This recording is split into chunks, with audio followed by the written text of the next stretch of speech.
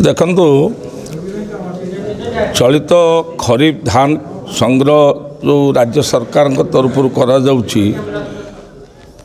ढेंकानाल जिले में आसंता जनवरी 8 तारिख दिन धान संग्रह कार्यक्रम आरंभ हो सबू मंडी खोल 92टी धान मंडी माध्यम धान किणा राज्य सरकार किणवे ए धान किणा कारबार किभली भाव में सुरखुरे चलो से बीजेपी कृषक मोर्चा तरफ आमर कृषक प्रतिनिधि कर्मशाला आज जिला बीजेपी कार्यालय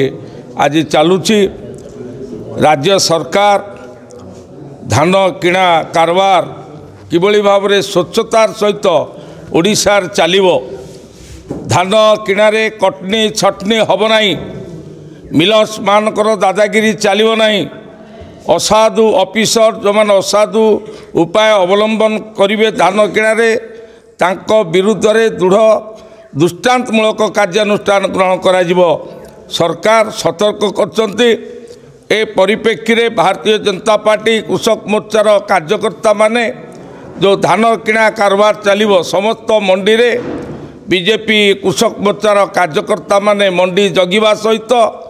एवं धान किणा कारबार तदारख करेंगे एवं धान किणा कारबार किभली भाव में स्वच्छतार सहित हम कटनी छटनी हम नहीं से कार्य को मध्य तदारख करेंगे। आज बड़ा खुशी दिन आमर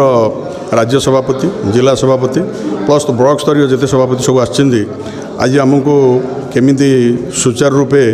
धान मंडीर व्यवस्था रो उन्नति होबो तथा चाषी केमिति सुविधारे धान बिकिपारे तार आज ट्रेनिंग दि जाऊँगी जाऊ बहुत किसी आमर सब कहले किंतु मोटामोटी कथा हूँ सरकार जो प्रकार आमर डिक्लेयर करचंदी जे आमर क्विंटाल पिछा 3100 धान क्विंटाल पिछा देवे से आज कार्यकारी होगा जाऊँगी या शुणिकी आमको बहुत भी खुशी भी लगुच तथा आमर चाषी मैंने भारी भी एथरे उत्साह प्रकाश करचंदी आउ किपरि भाव में आमे समस्ते एकत्रित होई आमे जो माने कर्मकर्ता आमर सोसाइटी माध्यम नियुक्ति करा जायछि आमर जिला तरफ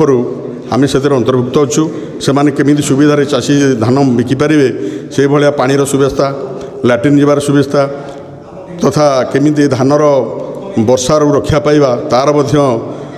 किपरि सुरक्षा रही पारिबो सेति प्रति आमको ट्रेनिंग दिया जाउतला एति कहि मोर अंत।